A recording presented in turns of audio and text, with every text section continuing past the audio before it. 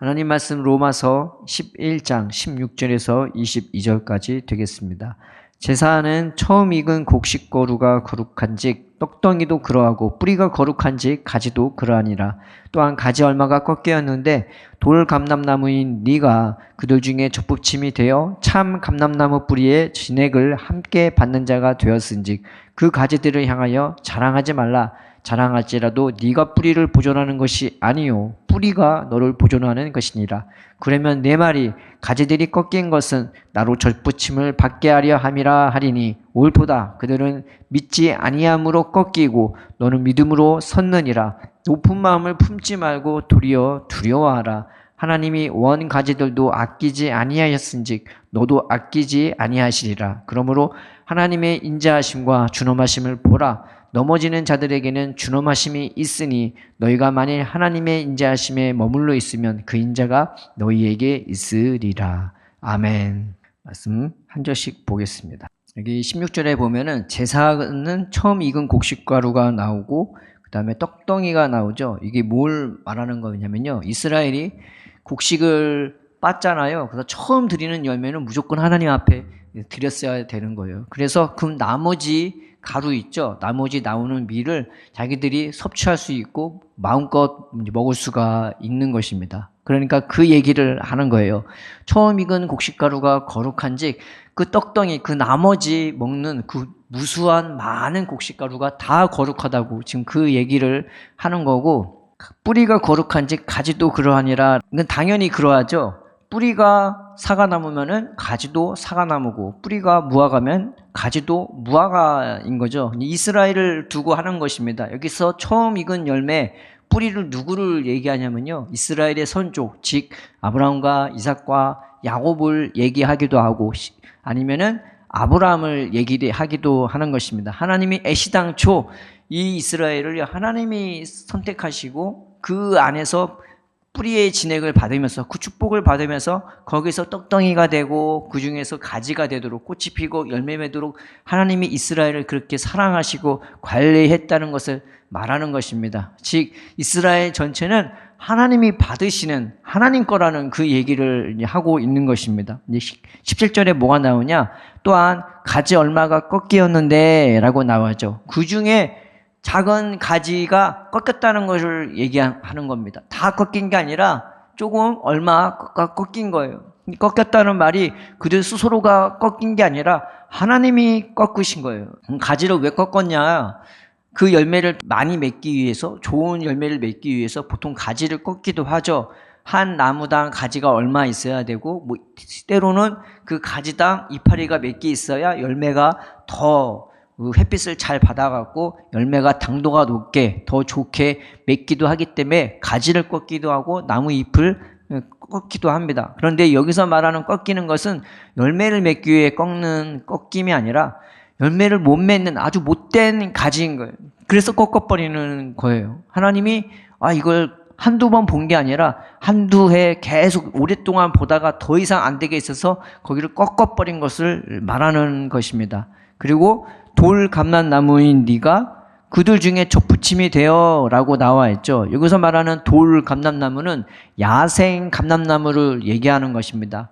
그래서 짐승도요, 밖에 있는 짐승을 뭐라고 해요? 사람의 손을 타지 않은 짐승을 들짐승이라고 하고, 집에서 키운 그 짐승은 가축이라고 부르는 거죠. 사람의 손을 타고 사람의 보호를 받고 사람이 주는 먹이를 먹고 크는 가축이 있는 것처럼 이 식물도, 이 감람나무도 하나님이 직접 키우시는 감람나무, 참 감람나무, 가축 같은 하나님의 그 사랑과 보호와 그 물과 그리고 여러 가지 약도 칠 거 아니에요. 그런 보호를 받으면서 큰 참 감람나무가 있는 마냥 돌 감람나무는 우리들을 얘기하는 거죠. 우리가 예수 믿기 이전에 하나님과 상관없을 그때 아무 들판에서나 막 그냥 지 멋대로 큰 돌 감람나무를 우리들을 지칭하고 있는 것입니다. 그런데 우리들을 꺾어서 하나님이 키웠던 꺾었던 그 가지에다가 우리를 접붙였다고 말하고 있는 것입니다. 그러니까 꺾은 것도 하나님이시오, 접붙인 것도 하나님이신 거예요. 이게 다 수동태거든요. 가지가 스스로 꺾인 것도 아니고 또 돌 감람나무인 우리가 스스로 접붙임한 것도 아니라 하나님이 꺾고 하나님이 접붙인 것입니다. 그래서 어떤 영향을 가져왔냐? 참 감람나무 뿌리의 진액을 함께 받는 자가 되었으니 아브라함과 이삭과 야곱에게 하셨던 그 놀라운 은혜와 은총과 축복과 약속들을 우리가 그대로 다 받도록 그렇게 만들어 주셨다고 말하고 있는 것입니다. 그래서 아브라함과 이삭과 야곱이 받았던 그 놀라운 은혜와 그 보호와 인도하심을 우리가 받고 아브라함과 이삭과 야곱이 꿈꿨던 그 하나님의 나라를 우리도 꿈꿀 수 있고 맞이할 수 있도록 준비할 수 있도록 우리를 그렇게 만들어 주셨다는 것이 오늘 이 말씀이 되는 것입니다. 18절에 이 말씀이 있죠. 그 가지들을 향하여 자랑하지 말라. 그런데 우리가 스스로 교만해서 내가 잘나서 내가 똑똑해서 내가 뭐 좀 믿어서 의로워서 기도 많이 해서 자기 자신을 높일 수가 있는 거죠. 그래서 자랑하지 말라고 하는 것입니다. 이 자랑하다는 말이 이 원문의 의미를 살피면은 이런 의미가 있습니다. 꺾인 가지들에 대하여서 자신을 뽐내지 말라고. 야, 봐라, 나는 대단하다. 내가 얼마나 대단한지 아냐고. 그 꺾인 가지들에 향해서 자기를 뽐내는 것. 또 하나는 그 꺾인 가지들에 대하여 경멸하는 태도로 다루지 말라라고 얘기하는 것입니다.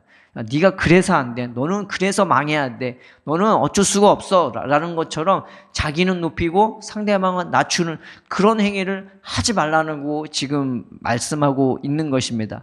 자랑할지라도 네가 뿌리를 보존하는 것이 아니에요. 뿌리가 너를 보존하는 것이니라 라는 거죠. 하나님의 나를 접붙인 거예요. 그리고 그 뿌리가 나를 보호하고 나에게 그 생명력을 끊임없이 공급해 주는 것입니다. 교회에 속하는 이유가 뭐냐? 나를 위해 기도해 주는 주의 종들이 있고 나를 위해 기도하고 애쓰는 성도들이 있단 말이에요. 그래서 그 기도를 우리가 먹으면서 그 은혜를 먹으면서 우리가 알게 모르게 하나님의 은혜와 사랑을 우리가 끊임없이 받을 수 있고 우리가 그것을 맛볼 수가 있게 되는 것입니다. 내가 똑똑하고 잘나서가 아니라 하나님의 계획이 있고 하나님의 손길이 있어서 우리가 이렇게 되는 거죠. 내가 잘나서 여기 온 게 아니라 뿌리가 나를 보존했다는 것을 우리는 잊지 말아야 되는 겁니다. 19절에 이 말씀이 있죠. 그러면 내 말이 가지들이 꺾인 것은 나로 접붙임을 받게 하려 함이라 하리니.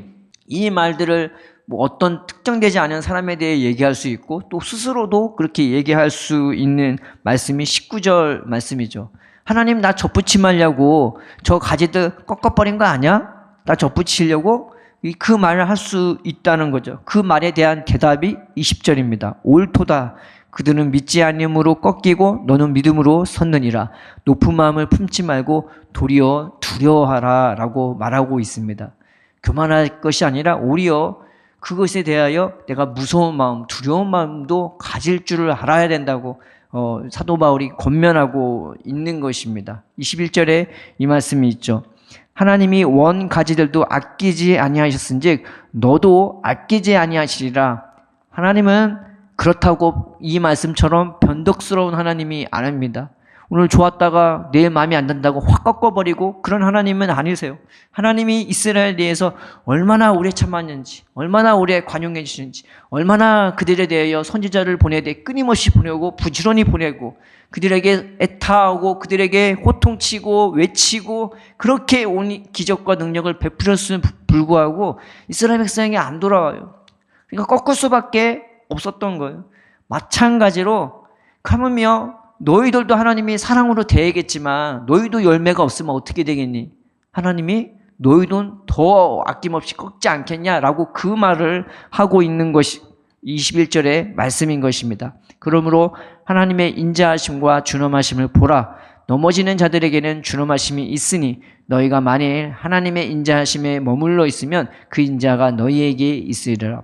넘어지는 자들이라는 것은 세상에 굴복하는 사람들, 열매가 없는 사람, 세상에 끌려다니는 사람, 하나님 앞에 절하는 것이 아니라 예수님 앞에 절하는 것이 아니라 그저 세상이 인도하는 대로, 세상이 말하는 것대로, 세상이 보여주는 것대로만 생각하고 보고 느끼면서 그거대로 질질 끌려가는 인생을 말하는 거예요. 하나님과 전혀 상관없이 열매하고는 전혀 상관없이 그렇게 살아가는 인생을 말하는 것입니다. 바로 그런 자들에게는 하나님의 엄함이 있다고, 그 이스라엘을 얼마 가지를 꺾었던 것처럼 그 꺾은 그 행위가 이 새로 믿은 이방인에게로 일어날 수 있다고 지금 말하고 있는 것입니다. 오늘 말씀을 보면서 우리가 세 가지를 살펴봐야 됩니다. 하나는 스스로 자랑하지 말라는 거예요. 누구에 대해서 업신여기지 말고, 혹은 나 자신을 높이지 말고, 하나님이 나를 접붙이신 거고 하나님이 나에게 여기까지 인도해 주신 것을 깨달아 알아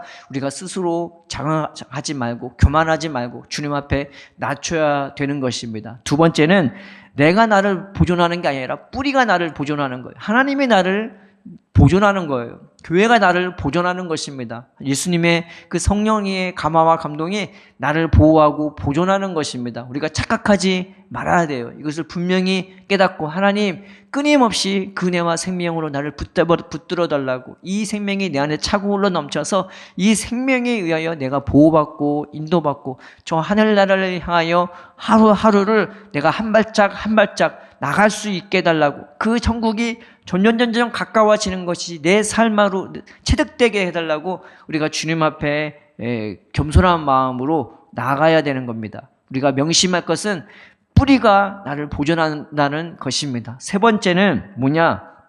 하나님은 좋기도 하지만은 무섭기도 한 분이에요.